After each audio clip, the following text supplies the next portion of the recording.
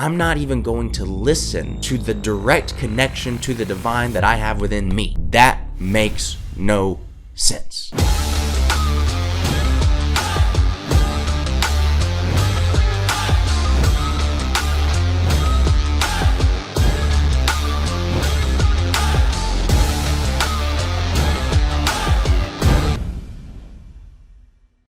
What's going on, everybody? Welcome back to another episode of Cabin Checks. My name is Brandon Burns. I'm your host. I don't know if I'm the host with the most, actually, but I'm the host that you got. I'm the host you got to deal with because this is the video you clicked on. I'm the only host that's around, and so here we are.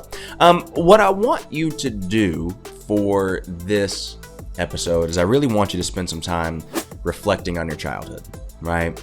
And I want you to think about, like right now in the moment, as we're sharing this moment together, I want you to really think about how did you process decisions and think through things logically when you were 7 years old, when you were 9 years old, when you were 11, 12 years old. I'm not talking about reflect on your childhood as in, let's talk about your trauma and break that down. And like we've all got those moments of our childhood, right? But I'm talking about how did you think when you were a kid?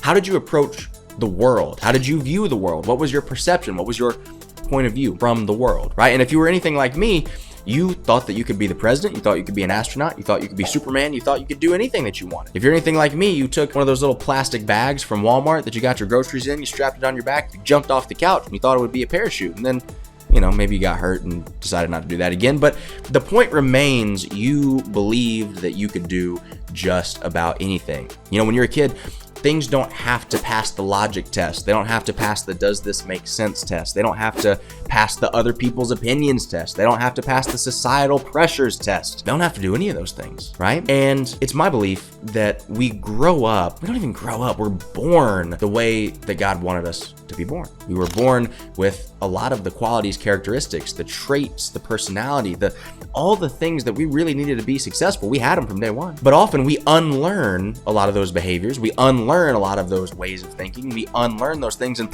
the world just chips away at us a little bit. I think we've all spoken to an older individual at some point in our lives who you could just tell had been weathered by the world. And it's like, whenever I see one of those people, I just want to ask them, what happened to you? And when did you lose your spirit? Like, when did the world take your own spirit from you? When did the world take your own belief from you? When did the world take your own mentality, like your own process of being able to make your decisions and determine your own destiny? When did the world take that from you? And I want to read you something that I posted on Instagram earlier today.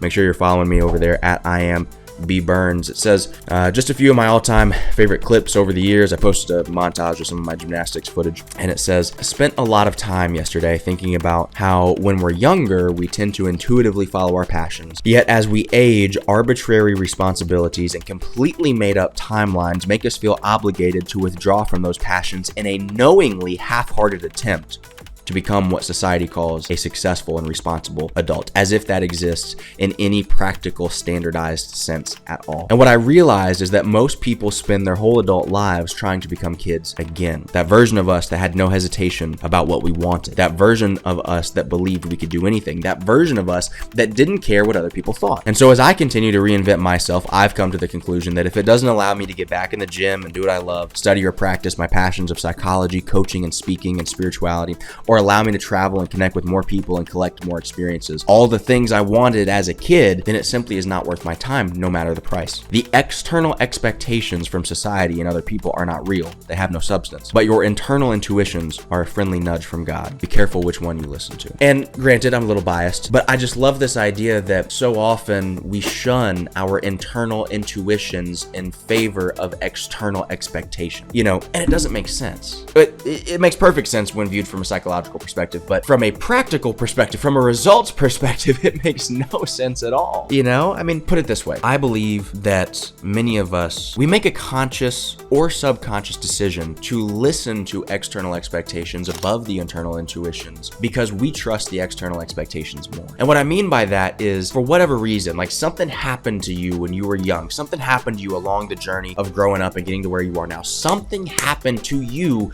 where it made you believe that you are not trustworthy. And maybe it was something that you did. right? Like I've experienced that too. Like I've lied. I've done some negative things in my life. I've hurt some people in my life. And so it got to a point where I had to rebuild some trust with me. And I was like, yo, you lied to all these other people. You probably lie to yourself too. So I don't know why you would just trust you out of the blue like that. Like you didn't earn that trust. Like your reputation with yourself is messed up. Like you need to go work on your self-esteem, right? So maybe it was something you did. Maybe it was something somebody else did. I don't know. But at some point along the way, you stopped trusting yourself. You stopped trusting your intuition. You stopped listening to that voice inside of you. Maybe that voice is your subconscious. Maybe that's the voice of God. I don't know what you believe in. Maybe it's the universe trying to give you a little nudge and tell you something.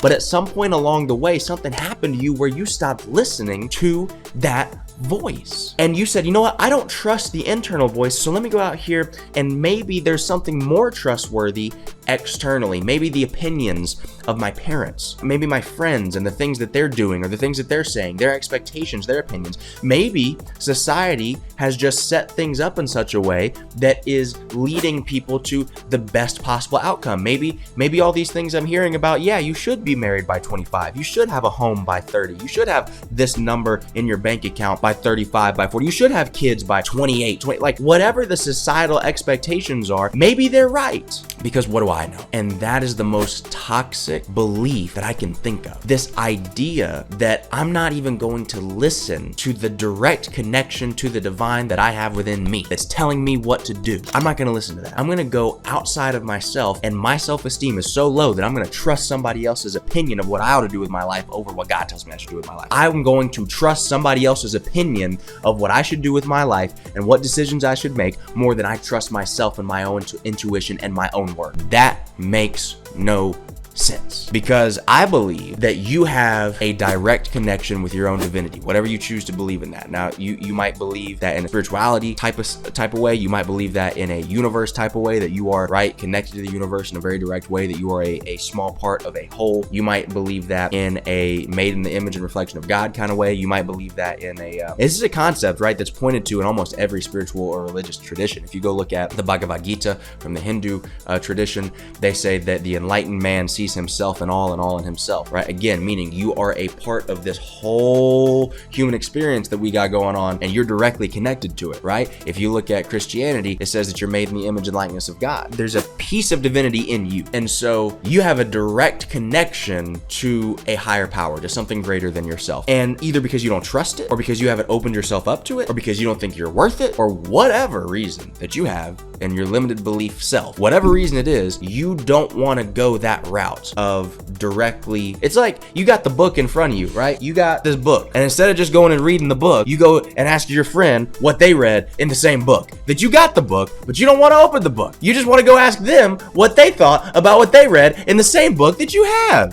But you would trust their opinion over your first person perspective when you go read the same book your doggone self. That's kind of what it's like when you base your decisions off of these other people, off of these societal expectations. You're getting secondhand information. It's not a good source. It's not a good source. So if you take anything from this video today, I want you to do a couple of things. Number one, I want you to start trusting yourself.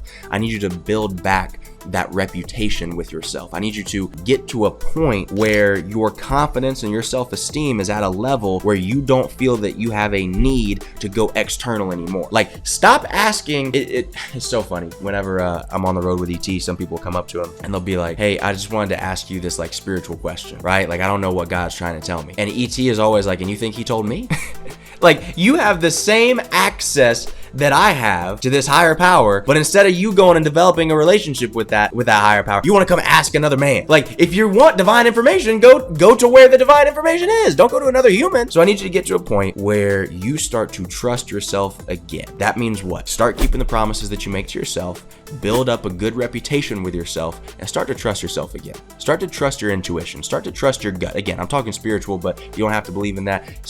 Your gut, right? Wherever that information in your gut comes from, start trusting that. Number two, I want you to stop making decisions based on other people and the value that they perceive that they hold in your life and the value that you perceive that you hold in their lives. What do I mean by that? I posted something on Instagram the other day separately from this that was talking about how these people don't love you. That was the concept. These people don't love you. And what I mean by that is, so often in life we go about our lives making decisions for the opinions of other people, for the appeasement of other people. For example, if you have some friends, you hang out with your friends all the time, maybe you do some stuff that you would normally do just because you're around your friends and you want to get a certain opinion from them. You want yourself to look a certain way in their eyes, right? Or your boss, right? You're going out there working 60, 70, 80 hours a week, compromising your relationships, your mental health, your physical health for your boss, right? And you feel like that's an obligation, like a responsibility that you hold, when in reality, he doesn't love you like that. Like your boss, if you drop dead today, his life doesn't stop. But the people who are really important to you, right? Spouse, significant other, parents, children, their whole world stops. But often we would rather make decisions that appease and generate a positive opinion from our boss or our friends than from our spouse, significant other, parents, or children. It doesn't make any sense, right?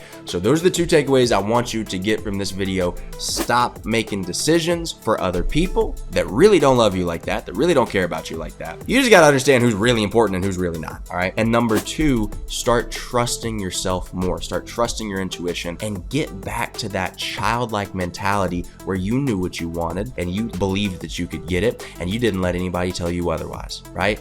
That's what I want you to get out of this video. I hope that you enjoyed this. If you get value from this, please do me a huge favor and make sure that you share it. That's the way that this stuff grows, and that's the way that this message gets out to more people, because I really believe that more people need to hear it. All right?